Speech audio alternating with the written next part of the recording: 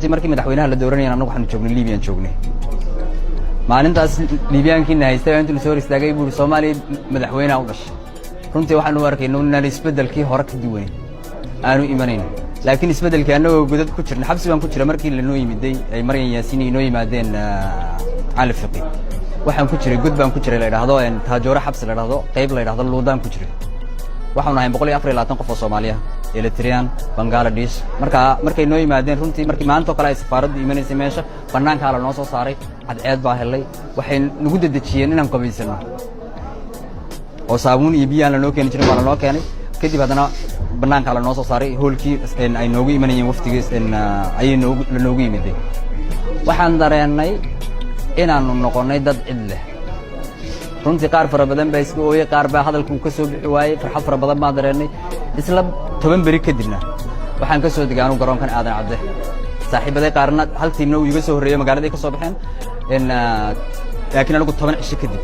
ayaan ka soo degay markii aan ka soo degay waxa la noo sheegay marka halkaan ka soo baxaynay in la nasiinayo lacag aanu noloshayada wax ugu qabsano oo dadka kula aanu ku maareyn karno nafteeda waxa kale oo la noo sheegay muddo 6 bilood ah intaan nolosha caadiga ah la qabsanayno inaan cidna aan waxba uga baahan oo 6 bilood dawladdu ay la kafaalo qaatay diilkayagii runtii markaan airport ka uga soo degnay soo dhaweyn aad u ballaaran baan aragnay oo gulaha xukuumadda madaxdii ugu sareysay baan ugu soo dhaweysay garoonka aadan cadde waa la qaaday gawaari laanguruusala la nagu qaaday xaruntii la noogu talagalay in ku nasanay baan la geeyay markii haddana talaabadii labaad la qaaday maxay noqotay markii aan qadeynay caafimaad baa la noo sameeyay dhammaantay oo dhan checking baa caafimaad baa la noo wada baaray kadibna waxa la xogwareys baa la noo sameeyay laab xaad ah oo dhibaatadii aan soo maray balse aan uga nafisno ayna annaga noogu cabursanaan in la nawareysto iyo sidii looga gudbi lahaa walaaladayda aan tegin sidii ay uga badbaadi lahaayeen kuwa maqan xal loogu heli lahaa kadib markay taasi dhacday waxa noo bilaabantay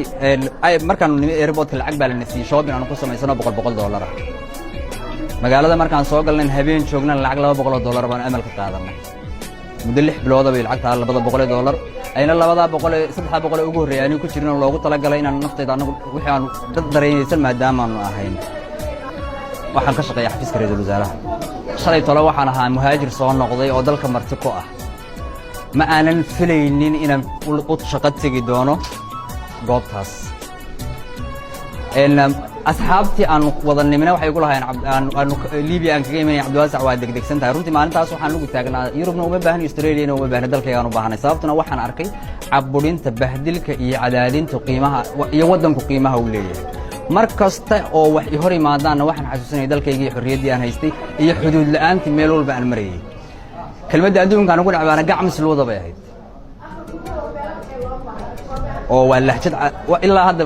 kulay waa ira aan nacabahay waxaan ogahay dalkayga inay taasi jirno markii halkaan nimidana marxalad aad u ballaaran oo madaxda dalka ugu sareysay ugu soo dhaweeyeen airportka fursado fara badan la nasiiyay laab xaad la noo sameeyay xaaladdeedii caafimaad qofkii xataa moral ahaan u xanuunsanayay marxalad uu ku bogsado kala hawadu la qabsaday oo ku dhashay markuu ku soo laabtay ay farxad u tahay ayaan la kulmay haddana shaqadaas ayaan helay alxamdulillaah rabbil caalamiin laba fariimoodna waan dirayaa hal fariina waxaan u dirayaa dhalinyarta Soomaaliyeed goob kasta dunida dacaladeeda ka joogaan hoyga maanta aan joogno ee dalkeenu waa meesha loo soo guriyo noqonayo meel kasta aynu tagno ama jinsiyad ajnabi aynu qaadano kuma tihid dhiiga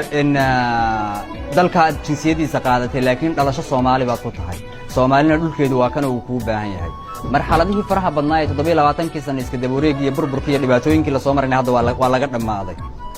hadda waxa nolol baa bilaabantay dadkuna waxay aad u rajeynayaan nimco lagu nagaado inay la helo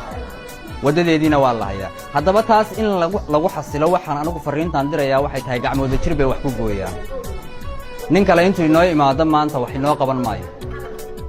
nin kale intuu inoo imaado wax inoo qaban maayo waxa adigu haddaanad waxba qabsanin cid wax ku qabanaysa malaha dalalka aynu u tahriibinay ama aynu tagaynay ama aynu maanta aynu jecelahay waa dal nin kale leeyahay kan adiga iskale waxaad gashatuun baana waxay tiraa Soomaalidu candho xoolaad ninba intuu gashado ka maalaa dalkaaga waxaad gashatuun baad ka helaysaa dalkaaga waxaad gashatay ayuun baad ka helaysaa nabaduna inaga idan inoo tahay waad mahadsantihiin